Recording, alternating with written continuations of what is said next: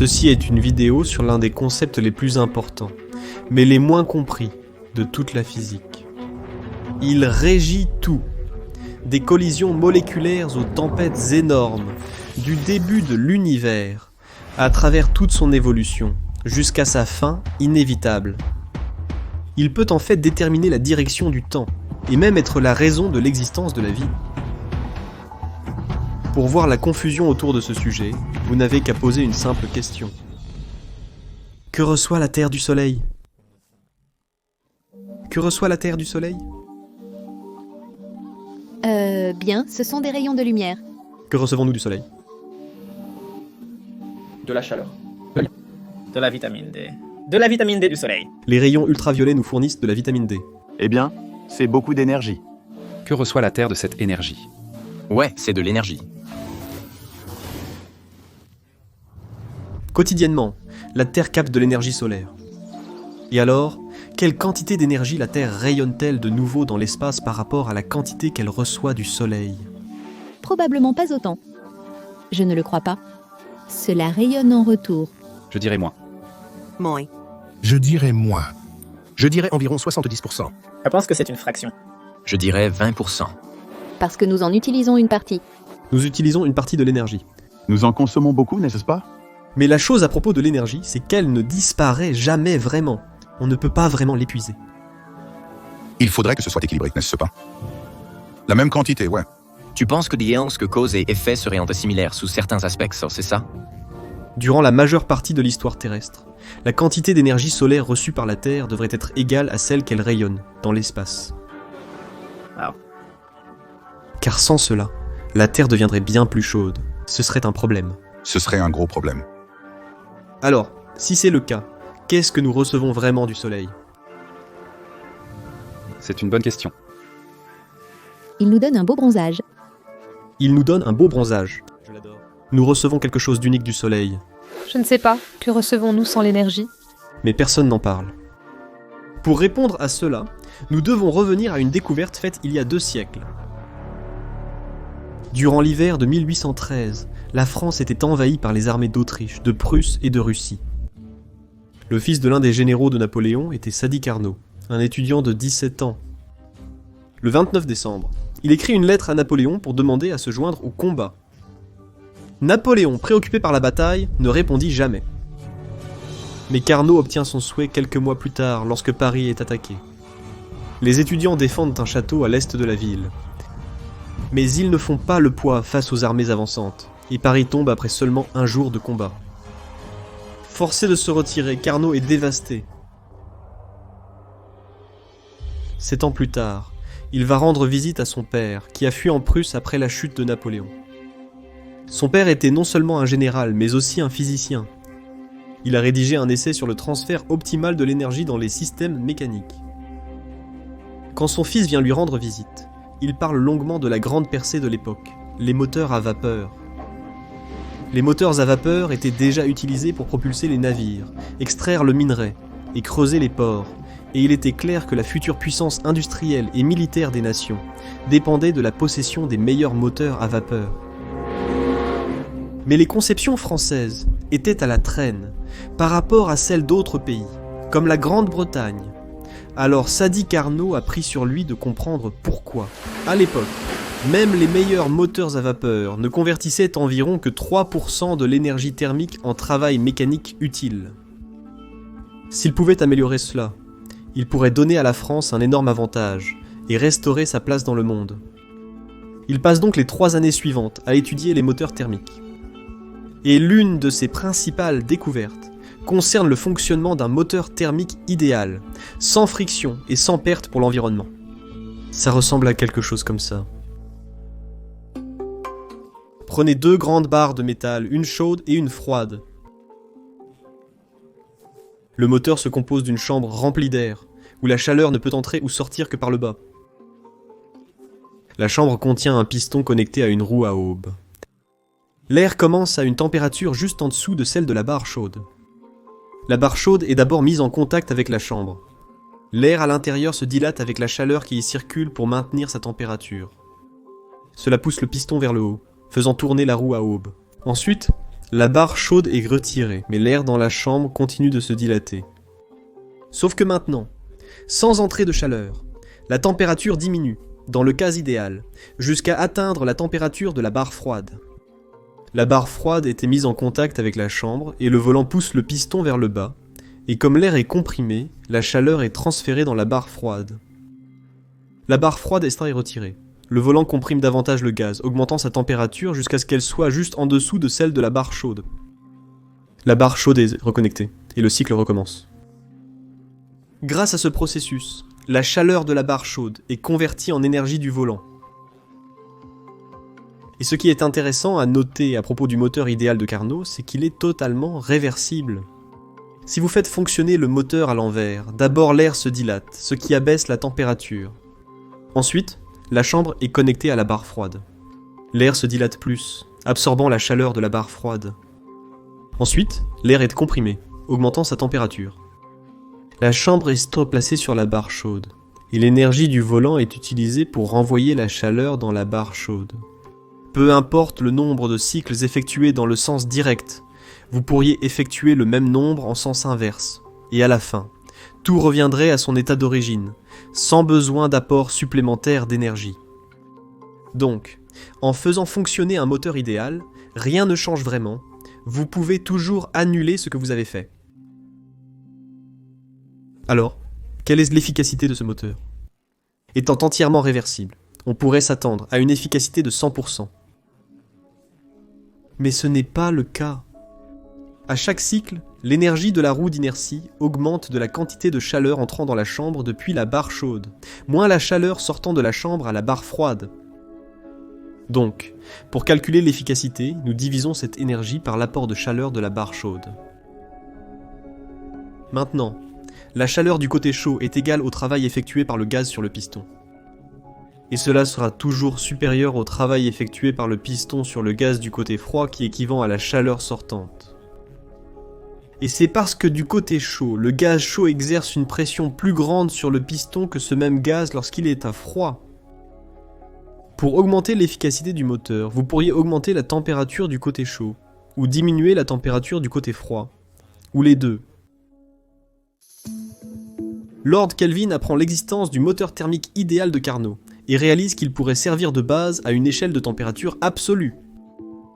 Imaginez que le gaz est autorisé à se dilater à un degré extrême, tellement qu'il se refroidit, au point où toutes les particules de gaz cessent effectivement de bouger.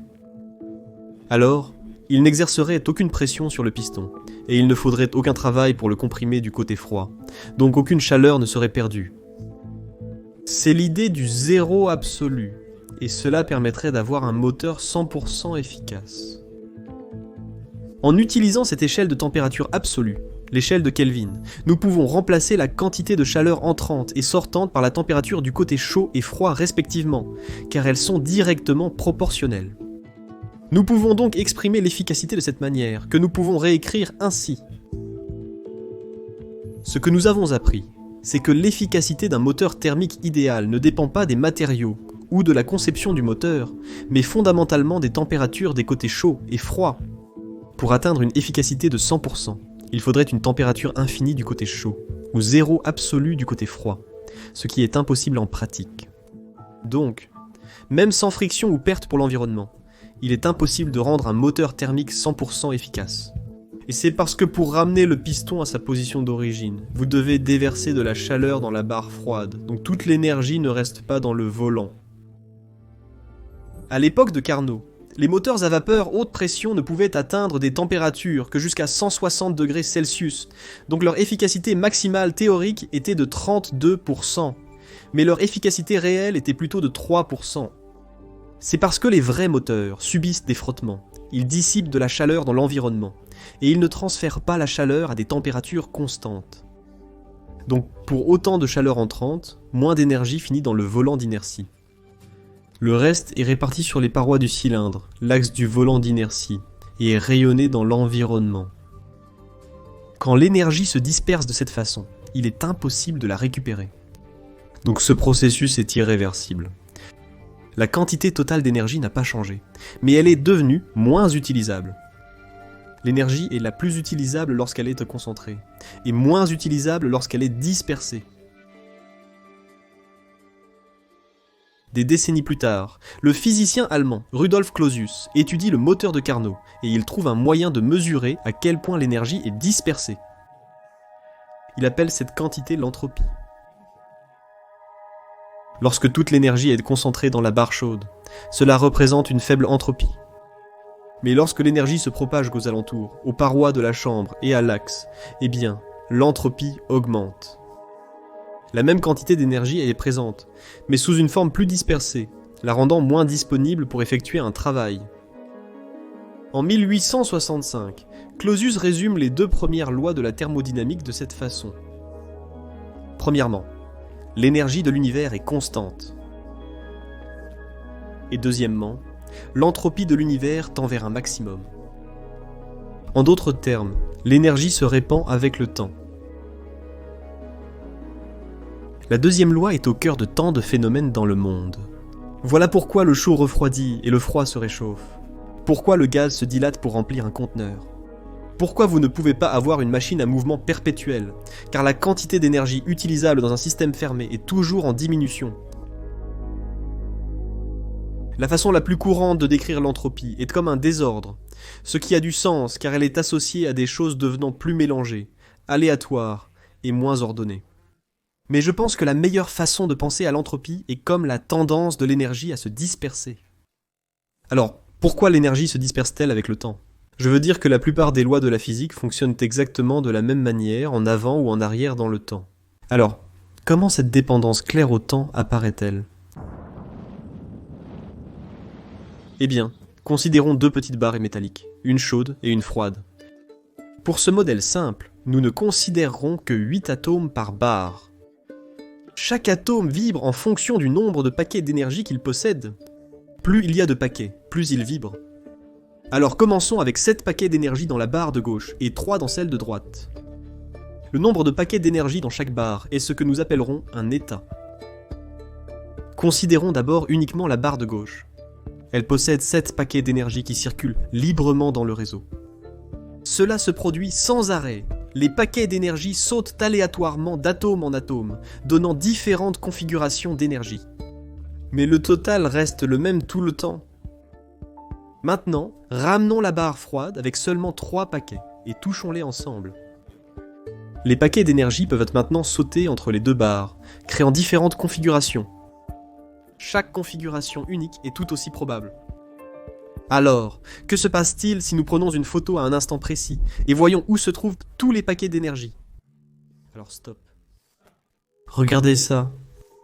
Il y a maintenant 9 paquets d'énergie dans la barre de gauche et seulement 1 dans la barre de droite.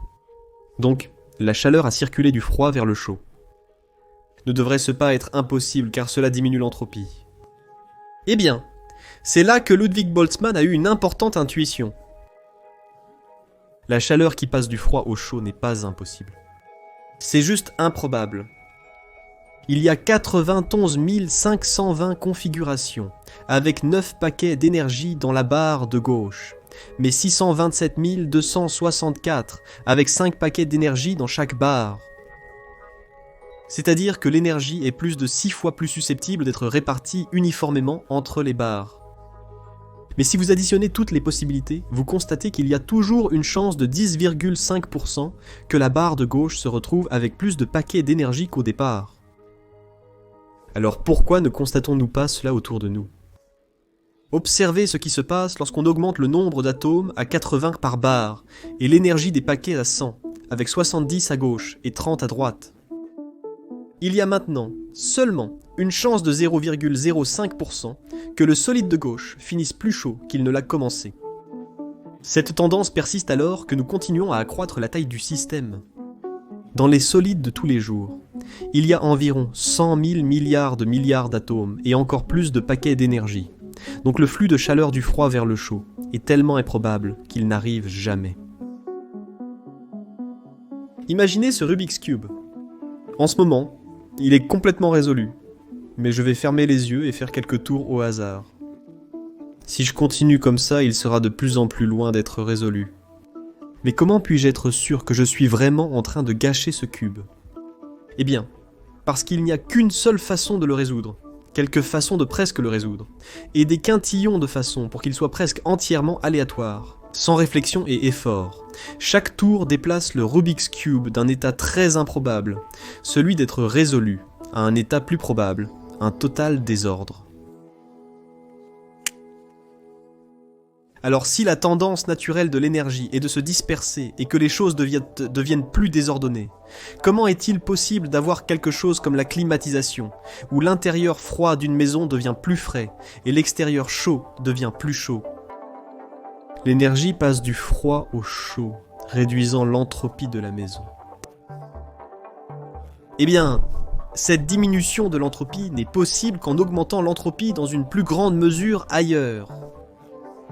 Dans ce cas, dans une centrale électrique, l'énergie chimique concentrée et le charbon sont libérés, chauffant la centrale et son environnement, se propageant à la turbine, aux générateurs électriques, chauffant les fils jusqu'à la maison, et produisant de la chaleur résiduelle dans les ventilateurs et le compresseur. Toute diminution de l'entropie réalisée à la maison est plus que compensée par une augmentation de l'entropie nécessaire pour que cela se produise. Mais si l'entropie totale augmente constamment, et que tout ce que nous faisons ne fait qu'accélérer cette augmentation, alors comment reste-t-il une quelconque structure sur Terre? Comment expliquer la séparation des zones chaudes et froides? Comment la vie existe-t-elle?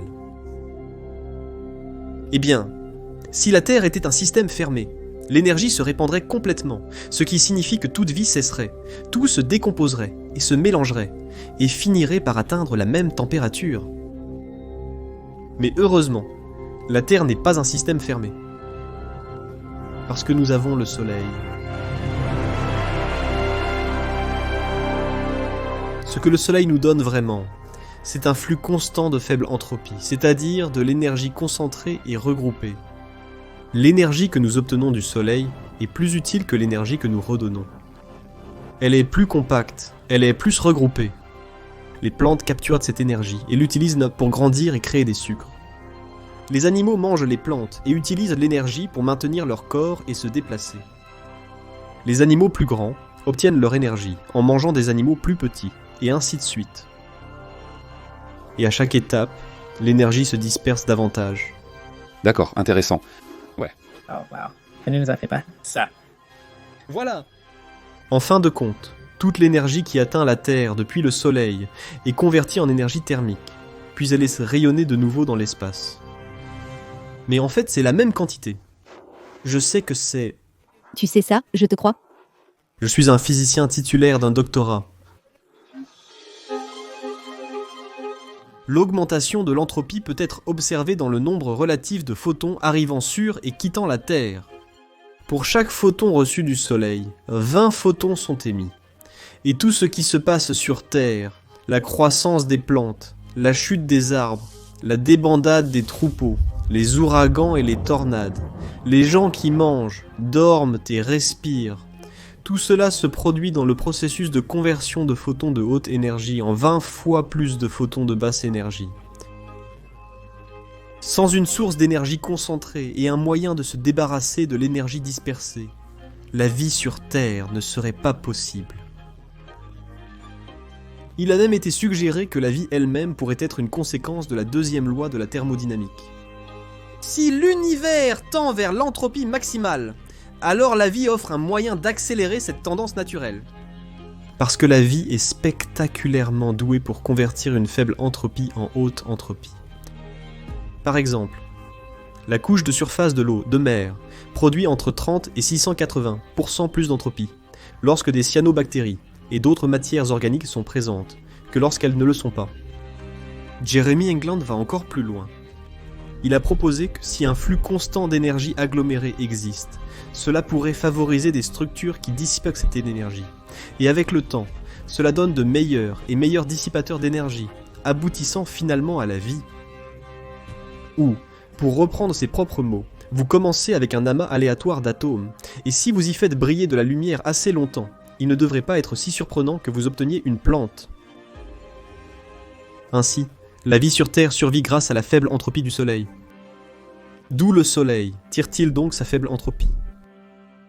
La réponse est l'univers.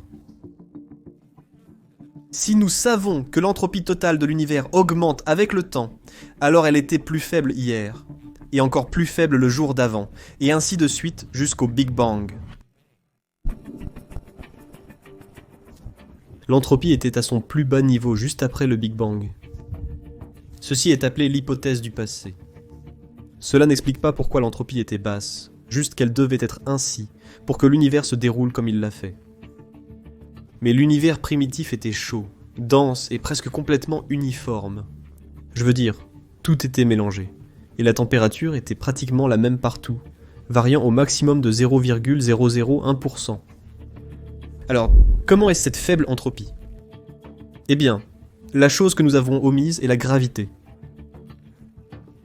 La gravité a tendance à regrouper la matière, donc en prenant en compte la gravité, avoir de la matière étalée comme cela serait un état extrêmement improbable, et c'est pourquoi c'est une faible entropie. Avec le temps, alors que l'univers se dilatait et se refroidissait, la matière a commencé à se regrouper dans des régions plus denses, et ce faisant, d'énormes quantités d'énergie potentielle ont été transformées en énergie cinétique. Et cette énergie pourrait également être utilisée, comme comment l'eau qui coule en aval peut alimenter une turbine. Cependant, lorsque des morceaux de matière sont entrés en collision, une partie de leur énergie cinétique s'est transformée en chaleur. Ainsi, la quantité d'énergie utile a diminué, augmentant ainsi l'entropie. Avec le temps, l'énergie utile a été utilisée. Ce faisant, des étoiles, des planètes, des galaxies et la vie se sont formées, augmentant l'entropie tout au long. L'univers a commencé avec environ 10 à la puissance de 88 constantes de Boltzmann d'entropie. Actuellement, les étoiles de l'univers observable ont environ 9,5 fois 10 à la puissance 80. Le milieu interstellaire et intergalactique combinés ont presque 10 fois plus, mais encore seulement une fraction de l'univers primitif. Beaucoup plus est contenu dans les neutrinos et dans les photons du fond cosmique à micro-ondes. En 1972, Jacob Bekenstein a proposé une autre source d'entropie, les trous noirs. Il a suggéré que l'entropie d'un trou noir devrait être proportionnelle à sa surface. Ainsi, lorsqu'un trou noir grossit, son entropie s'accroît. Des physiciens célèbres pensaient que l'idée était absurde, et pour de bonnes raisons. Selon la thermodynamique classique, si les trous noirs ont une entropie, ils devraient aussi avoir une température. Mais s'ils ont des températures, ils devraient émettre des radiations, et ne pas être noirs après tout. Stephen Hawking s'est mis en tête de prouver que Bekenstein avait tort. Mais à sa surprise, ses résultats ont montré que les trous noirs émettent bien des radiations, maintenant connues sous le nom de radiation de Hawking, et qu'ils ont bien une température. Le trou noir au centre de la Voie lactée a une température d'environ 1/100 de billionième de Kelvin, émettant une radiation bien trop faible pour être détectée, donc toujours assez noire. Mais Hawking a confirmé que les trous noirs ont une entropie, et Bekenstein avait raison. Hawking a pu affiner la proposition de Bekenstein et déterminer combien d'entropie ils ont. Le trou noir supermassif au centre de la Voie lactée a environ 10 à la puissance 91 constante de Boltzmann d'entropie. C'est 1000 fois plus que l'univers observable primitif, et 10 fois plus que toutes les autres particules combinées. Et ce n'est qu'un seul trou noir. Tous les trous noirs réunis représentent 3 fois 10 à la puissance 104 constante de Boltzmann d'entropie. Donc, presque toute l'entropie de l'univers est liée au trou noir. Cela signifie que l'univers primitif n'avait qu'environ 0,000000000000003% de l'entropie qu'il a maintenant. Donc, l'entropie était faible, et tout ce qui se passe dans l'univers, comme la formation de systèmes planétaires, la fusion de galaxies, les crashs d'astéroïdes, la mort des étoiles, jusqu'à l'épanouissement de la vie elle-même, tout cela peut se produire parce que l'entropie de l'univers était faible et qu'elle a augmenté. Et tout cela se produit uniquement dans une direction. Nous ne voyons jamais un astéroïde se décraser, ou un système planétaire se décomposer en nuages de poussière et de gaz qui le composaient. Il y a une nette différence entre aller vers le passé et le futur. Et cette différence provient de l'entropie. Le fait que nous passons d'états improbables à des états plus probables C'est pourquoi il y a une flèche du temps. On s'attend à ce que cela continue jusqu'à ce que, finalement, l'énergie soit si complètement répartie que plus rien d'intéressant ne se produira à jamais. C'est la mort thermique de l'univers. Dans un futur lointain, plus de 10 à la puissance 100 ans à partir de maintenant, après l'évaporation du dernier trou noir, l'univers sera dans son état le plus probable. Maintenant, même à grande échelle, vous ne pourriez pas faire la différence entre le temps qui avance ou qui recule, et la flèche du temps elle-même disparaîtrait. Alors, il semble que l'entropie soit cette chose terrible qui nous mène inévitablement vers le résultat le plus terne imaginable. Mais le fait que l'entropie maximale ait une faible complexité ne signifie pas que l'entropie faible ait une complexité maximale. C'est en fait plus comme ce thé et ce lait. Je veux dire, le tenir comme ça n'est pas très intéressant. Mais lorsque je verse le lait, les deux commencent à se mélanger, et de magnifiques motifs apparaissent. Ils apparaissent en un instant, et avant que vous ne le sachiez, ils sont partis, revenus à être sans caractéristiques. La complexité est faible pour les entropies basses et hautes. C'est au milieu que les structures complexes apparaissent et prospèrent. Et puisque c'est là où nous nous trouvons, profitons de la faible entropie dont nous disposons tant que nous le pouvons.